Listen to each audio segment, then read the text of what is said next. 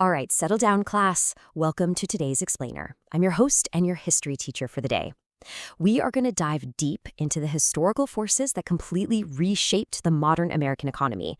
We're putting on our historian hats to look at exactly how the very nature of work, of opportunity, and industry shifted here in the United States. Because, as you'll see, those shifts created massive ripples that are literally still defining our political and social world right now. So let's jump right in. Here's our lesson plan for the day. We've got 1. From boom to Rust Belt. 2. Automation meets the factory. 3. NAFTA and free trade. 4. The new service economy. And finally, 5. Blue-collar backlash and populism. Starting with Section 1, From Boom to Rust Belt, we're kicking things off in the decades right after World War II. Think of this timeline as our syllabus roadmap. It shows this crazy domino effect of economic changes. We begin with absolute peak industrial dominance in the 1950s. The U.S. was basically the unchallenged powerhouse of the entire globe. But then, by the 1970s, that economic engine really starts to stutter. We see big policy shifts in the 1990s that accelerate those changes, and it all culminates in this massive populist political wave by 2016. It's all connected, you know? Understanding this timeline is absolutely crucial to understanding modern America. All right, here is your first vocab word of the day, the Rust Belt. Back in the 50s and 60s, places like Pittsburgh, Cleveland, and Detroit were just absolutely booming. I mean, they offered millions of steady, blue-collar jobs to workers who really didn't even need a college degree to achieve the American dream. You could literally graduate high school, walk right into a steel mill or an auto plant, and start earning a wage that could support a whole family, no problem. But, well, as those factories eventually closed their doors and began to quite literally rust away, this whole region across the Midwest and Northeast earned that famous, kind of tragic nickname. So what actually caused the rust? Well, that brings us to our second big vocab word, a really critical historical concept, deindustrialization. Starting in the 1970s, this was a super painful era. Those dominant American-made goods we just talked about, they suddenly faced fierce new global competition. All of a sudden, cars and steel from places like Japan, South Korea, and eventually China were just outcompeting U.S. goods. Because of that, factories began to close up shop or just completely relocate overseas, where labor was frankly a lot cheaper. To really grasp this on a local, human level, let's look at Detroit as a case study. Detroit literally went from being one of the absolute richest cities in America, the undisputed Motor City, to facing just massive population loss and skyrocketing poverty rates. When those auto plants relocated, the economic security of the entire middle class eroded right along with them. Guys, it got so bad that Detroit officially declared bankruptcy in 2013. It's just a really stark reminder of how deeply cities struggle when the foundation of their entire economy disappears overnight. Moving on to Section 2, Automation meets the factory. Now we need to look at what was happening inside the factories that actually managed to stay open. Because, it wasn't just foreign competition taking jobs. It was also the technology right inside the building. A new trend was taking over: automation. Basically, the use of computers, robots, and automated systems to produce goods. So, for the factories that survived, tasks that used to be done by human hands were increasingly handed over to machines. Now, don't get me wrong, this was absolutely incredible for corporate efficiency and lowering costs, but it drastically reduced the need for human labor. Think about it. A factory that once needed, say, 1,000 workers might now only need a few hundred technicians just to oversee the robots. And this dynamic brilliantly illustrates a massive new divide in the country. On one hand, you've got tech hubs like San Francisco and Austin seeing just explosive growth. They're creating these highly paid jobs, but there's a catch. Those jobs require advanced degrees and super specialized skills.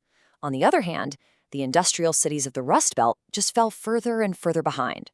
The gap between high-skilled workers in those booming digital sectors and the lower-skilled workers in shrinking manufacturing towns, it widened dramatically, and it really drove up economic inequality across the board. All right, Section 3, NAFTA and free trade. Let's fast forward a bit to the 1990s. The U.S. government was seeing all these economic shifts and decided to embrace a totally new strategy to grow the economy on a global scale. Make sure you jot this acronym down in your notes: NAFTA, the North American Free Trade Agreement signed in 1994. The big goal here was to remove trade barriers between the U.S., Canada, and Mexico. Now, supporters argued it was the perfect way to increase American exports and, lower prices for everyday consumers like us. But as we're going to see, it became a highly, highly debated turning point for the American worker. Because the reality of NAFTA, well, it was complicated. Sure, American consumers got cheaper parts and goods, and certain industries like agriculture and finance really grew, but communities that were already hit hard by deindustrialization, they were devastated. NAFTA essentially accelerated the loss of manufacturing jobs. Companies quickly realized, hey, we could just move our entire factory across the border to Mexico and pay much lower wages. And that left a trail of empty buildings and unemployed workers behind in the States. And you have to add to this the staggering rise of China as a global manufacturing powerhouse. American multinational corporations began heavily relying on these massive global supply chains to lower their costs. This really fueled the rise of offshoring, basically moving domestic jobs abroad for that cheaper labor. As a result, the U.S. started running a massive trade deficit with China. We were importing way more than we were exporting, and that just placed immense, crushing pressure on domestic manufacturers who were trying to compete. That brings us to Section 4, the new service economy. Entering the dawn of the 21st century, the fundamental nature of an American job had completely transformed. It was transformed by all those forces we just talked about: automation, deindustrialization, and free trade. Just notice the stark contrast between these two eras. Back in the 1950s, factory work was steady. It paid good wages, was heavily unionized, and again, no college degree needed. But today, modern service work is deeply polarized. If you have a college degree, yeah, you might land a high-paying job in tech or finance. But if you don't, you're increasingly pushed into the gig economy or lower-wage retail jobs. And those modern roles often totally lack the stability, the benefits, and the union protections that those old factory jobs guaranteed. As you can see here, the transition was basically complete. By the early 2000s, the vast majority of American jobs had shifted entirely away from manufacturing and straight into the service sector. So while Wall Street and Silicon Valley were absolutely thriving in this new setup, millions of working-class families felt like they had just been left completely behind by this new economy. Which leads us to Section 5, blue-collar backlash and populism. For our final chapter today, we're going to see how this economic history directly fueled modern political shifts. Listen, you really cannot understand modern American politics without understanding the economic frustrations we just covered. Look at this sentiment right here. Politicians and corporations cared more about global profits than about American workers. By the 2000s, millions of blue-collar workers who were facing stagnating wages and disappearing pensions began to share this exact powerful feeling. They felt like the whole system was rigged.